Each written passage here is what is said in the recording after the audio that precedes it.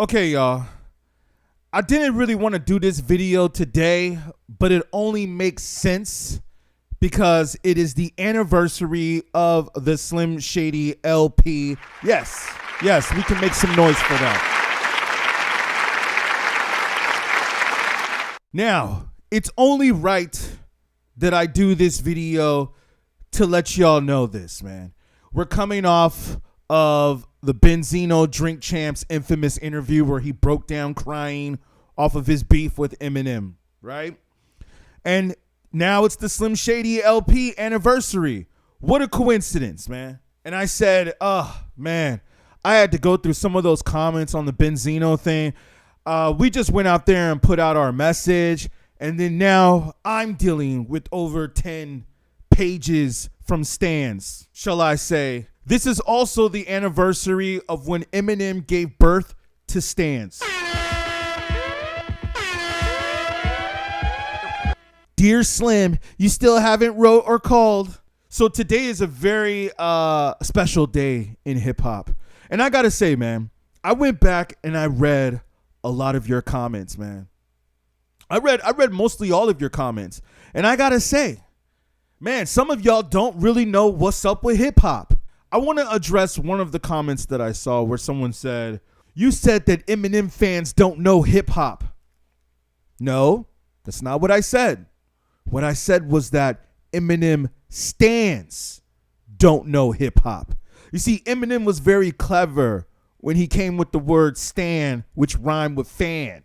I'm saying that Eminem stans don't know hip hop because whenever you speak on Eminem, there's always two responses usually that come up from stans. That's usually you're racist or you're a hater or they want to bring up money and record sales.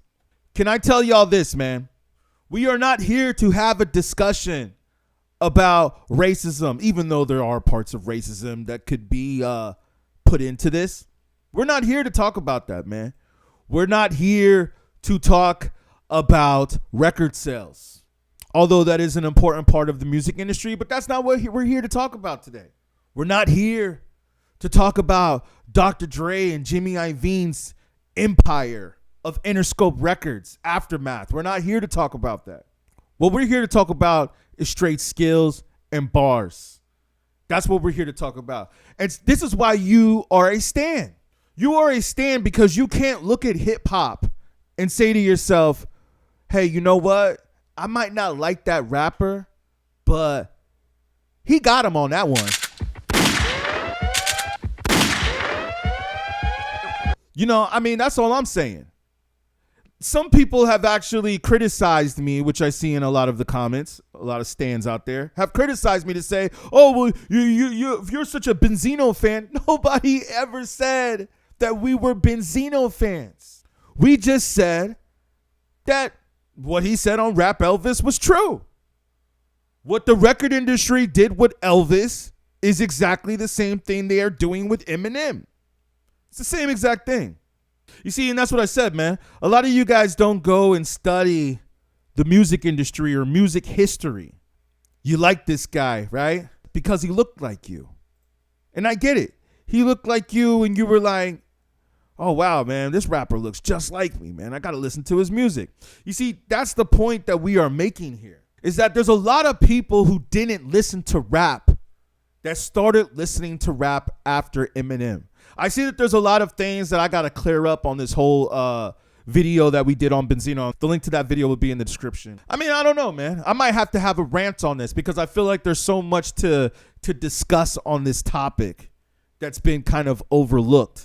You know, I mean, it's almost understandable why Eminem didn't have the time to respond to a lot of you stans because some of y'all are just so crazy, man. I mean, I almost got to say, man, I think Eminem might have the craziest fans out there. And what I mean by that is just like no knowledge of hip hop before him.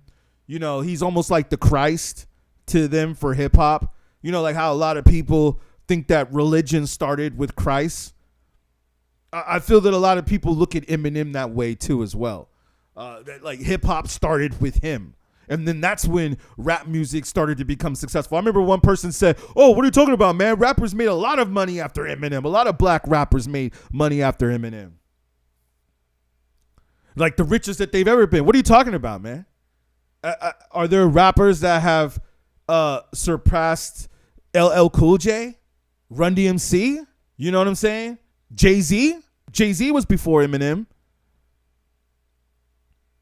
Let me ask you this, though, but that's not really the point. Like I said, again, we're not talking about money and record sales. I mean, we can bring that into the equation, but that's not what we're really discussing here. What we are discussing here, what are most of the mainstream rappers talking about? We all know this. We all know that most of the mainstream black rappers today are talking about sex, drugs, and violence. This is why you have Ben Shapiro and Tom McDonald do a song called Facts, where they're saying, we won't turn your daughters into hoes and we won't turn your sons into thugs. This is why Talib Kweli had to speak on it. Yo, not all hip hop is about selling drugs and hoes. If you're going to sit here and tell me that mainstream rap, I mean, did y'all listen to the Drake album that just came out? What was Drake talking about on that album? Can y'all tell me? Other than the J. Cole's and the Kendrick Lamars, what? Out of all the black rappers we have out there, there's only 2 of them that are conscious? Only 2? But you got your Post Malones and your Jelly Rolls and your Eminems and your Yellow Wolves that all got something to say, man. They all got something to say, right? Listen, I don't blame M for not writing a lot of y'all back. Dear Slim, you still haven't wrote or called. So then you know what they do? They get upset at us people that know hip hop, and then they want to write us and they want to comment on us and say things and say that. I'll talk hip hop with y'all, but when y'all start bringing up race, like, oh, you're just racist. No, man, no. When y'all start bringing up that other weirdo shit, that's when it's like, nah, man. And I see that it's like, yo, man, some of y'all just are just so out of touch. So to that person that commented and said, oh, Eminem fans don't know about hip hop. No, I wasn't talking about fans. I was talking about stans. Everybody knows stans. Everybody knows what a stan is. And this other person said, oh, well, when you say stans, you lose credibility. Yeah, I read your comments. I read your comments. You know what? I disagree, man, because I think that needs to be addressed. To me, nowadays, a stan is almost the same equivalent as a Swiftie. It means you are an obsessive fan. You are such an obsessive fan that you are out of touch with reality. Let me ask you a question. I bet most of y'all never even been to a real battle before. Let me say this too. When you go to a battle, do you always go for the MC that you know? No. Most of the time, you go to battles because you're trying to discover rappers. You're trying to learn about new rappers, right? I mean, this is what we did before the internet. And speaking of which, it's funny when I hear some people say, oh, this podcaster or this YouTuber. Yo, man, check the resume. We've been doing this way before YouTube. You know how long we've been doing this for, man? That's what I'm saying, man. Some of y'all think that we really care. Like your favorite rapper said, should I wear bigger earrings and dye my hair pink and care what y'all think? Man, I don't give a F what some of y'all think. Keep commenting, keep sharing, and keep watching. Yeah, man. Y'all don't know hip hop, man. Let me say this, man, for the record, because a lot of people think this, so I guess we got to go on record and we got to say this. I am not an Eminem hater. As a matter of fact, I actually had the opportunity of getting an Eminem demo before he was famous. Okay? And I remember looking at it saying, who's this white boy? Whatever. Yeah. That was a little bit of a mistake. I'll admit that. It was a mistake. Should have kept that. You know how much money that demo is probably worth today? Let me say this too, man. When Eminem first came out with the Slim Shady LP, they didn't put his, hi, my name is. They didn't put that video out on MTV right away. You know what they did? They slowly released him on the radio strategically. I believe that Brain Damage or something like that. Might have been one of the first singles that they dropped. I don't know if it was the first official single that they dropped, but I remember hearing people like Sway and other hip hop radio stations playing that song. I remember when Brain Damage first came on, that a lot of us already thought it was cannabis. And then slowly but surely, Jimmy Iovine and Dr. Dre were really strategic in their planning of Eminem and how they released him to the world. They had him on the radio. They had him gaining some radio buzz because, you know, back then the radio was a thing. And they had him gaining some radio buzz, never showed his face. You know, like if you notice on this album cover, he's not really showing his face. And then all of a sudden it's like, what? He comes out with the Hi, My Name Is on MTV. My name is Slim Shady. He comes out with the Slim Shady on TRL. And then, of course, the MTV crowd goes bananas, right? Not only that, but MTV is so friendly to Eminem that they even called it EMTV. And if you don't remember, when they gave him his own show, when he was floating outside of Times Square in MTV, and then he even dressed up like Elvis to make fun of himself and to make fun of himself being like Elvis because he knew that people were going to come at him like that and people were already starting to call him Elvis. Yo, I believe the reason why he was doing the whole Elvis thing at TRL was actually because of Benzino. Oh, and let's not forget him throwing up the Illuminati right there. Let's go back to that real quick. Oh, yeah. So, M, are you telling us right here that you joined? Did you join, man? Just be real. This is why, or one of the reasons why you're successful. Yes, you can rap. Yes, you got talent. Yes, you had the whole package, man. You had the look, the charisma, and you could rap. It's no coincidence why Dr. Dre and Jimmy Iovine signed you. No coincidence. But come on, man. Let's not lie to ourselves and say that there were many white rappers. A$AP Rock, R.A. the Rugged Man, Action Bronson, who's actually very dope. There's another one I'm forgetting. No, not Vanilla Ice, but yes, Vanilla Ice. Cage. A lot of white rappers that came before you. But for some reason, not to mention Beastie Boys, a lot of white rappers that came before you. But for some reason, MTV just really wanted to push you so bad, man. They wanted to push you so bad. Let's not front, man. Let's not front, man, that Eminem had MTV pushing the heck out of his career, man. The Shady verse. They even called it the Shady verse before we knew about the multiverse. I mean, this is what you had to do back in the days, man. If you were on TRL, it was over. Now, we know what most of the fans that at TRL were, right? They were just young kids from the suburbs. A lot of them, most of them. Come on, man. We didn't see too many black kids at TRL. Let's be honest. I respect Eminem. I mean, I get tired of people accusing the criticism with hate. We are here to critique. We are not here to hate or talk shit. We are here to speak facts. That's what we are doing here.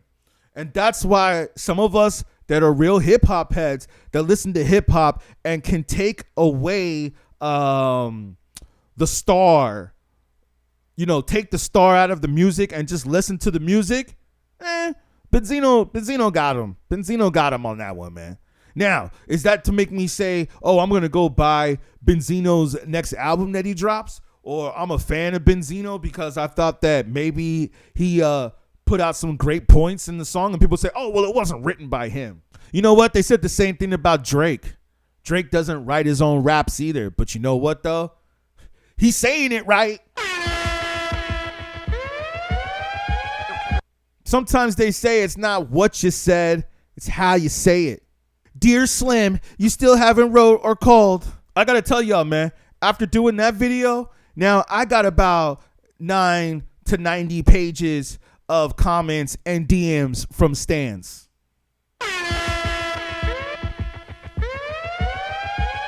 And like I said, man, I don't have a problem responding to some of y'all. But when y'all just start getting crazy and talking about race and this and that, like some of them, I feel like, okay, you know what? You seem like you might have made some good points. Possibly, maybe we could set up a debate on this. Oh, they don't want to debate me. They don't want to debate me. They don't want to speak the facts. They just want to comment on Facebook and Twitter all day, right? And on the YouTube. That's all they want to do. They just want to, write like Stan and just talk their shit, right? But if it's like when it comes down to like, okay, yeah, a real hip hop historian, then it's like, oh, no, I don't want to debate you. I don't want to debate you. Or what do the other ones do? Then they just start talking trash, making no sense. And it's just like, all right, what are we talking about here, man? If you ain't making no sense, then it's time to just move on. And I understand that sometimes maybe I just shouldn't do that either. And I understand that, you know what, Em? I understand why you don't respond to all your fans, because sometimes you just can't respond to them. I had some people do some of the strangest things. Can I tell you this, man, that one stan showed me his ass? I was like, why would you do such a gay thing? Now, it's okay if you gay, homie, but just don't bring that over here, man. I was like, after that, I was like, we're done. And I'm like, why would you do that? Oh, I get it. Because Eminem showed his ass in 8 Mile. So you thought it was cool to do that on the internet. Sound the alarm, man. Get the fuck up out of here, man. Sound the alarm. Get up out of here, man. Let me say this for the record. It's okay if you're gay. Just don't come around me with it. Because like, didn't Eminem have to say that in the song? Somebody said, this guy sounds jealous. He should go hang out with Benzino. Jealous because why? Because we're speaking facts? Stan, the third track on the album. What's all this about? Explain this to me. Basically, it's just about crazy fan mail that I get from people, and it's about like a kid who is really sick.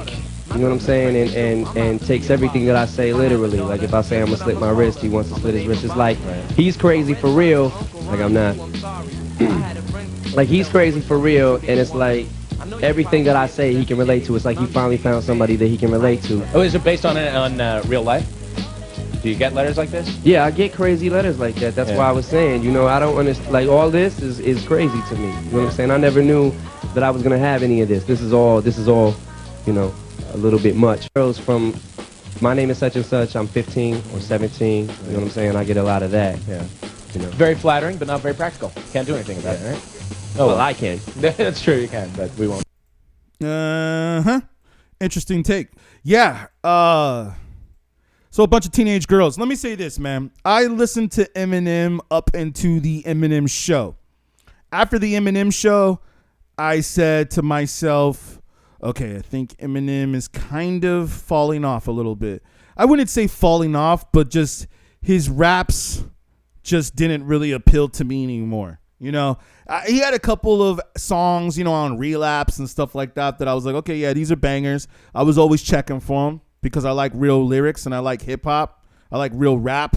I don't like to hear people rapping in auto-tune all day. And that goes back to my other point I made about how rap has taken a downfall, because a lot of rappers before never used to rap in auto-tune, and now I'm just hearing a bunch of rappers, Little Lils and all that. They're all rapping in auto-tune. It's like sounds like a bunch of Lil Wayne clones out there. Let's look at the lyrics for the Eminem show in the words of Eminem himself. For all you out there that are like, oh, Benzino didn't write his own raps.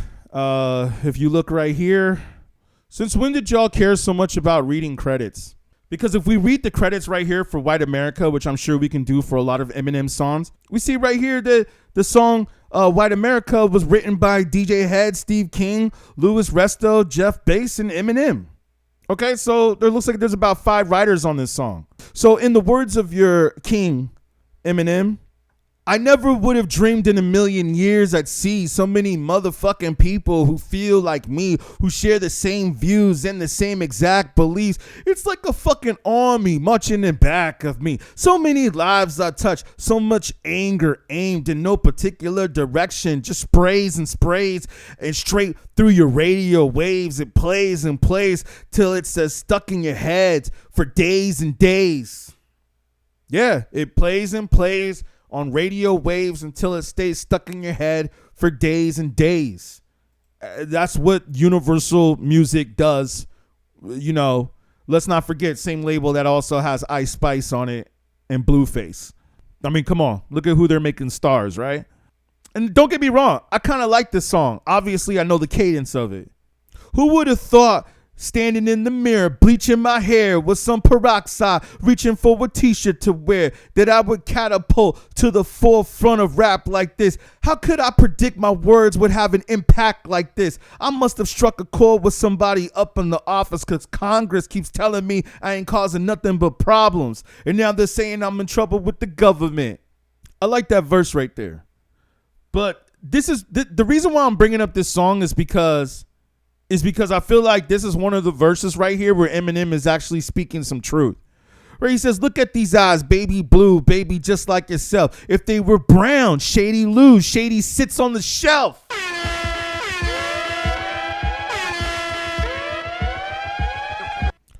He actually admitted to him having blue eyes is what helped him sell more records. And if his eyes were brown, he would have sat on the shelf. Man, let's just think about that bar real quick, man. That's like beyond.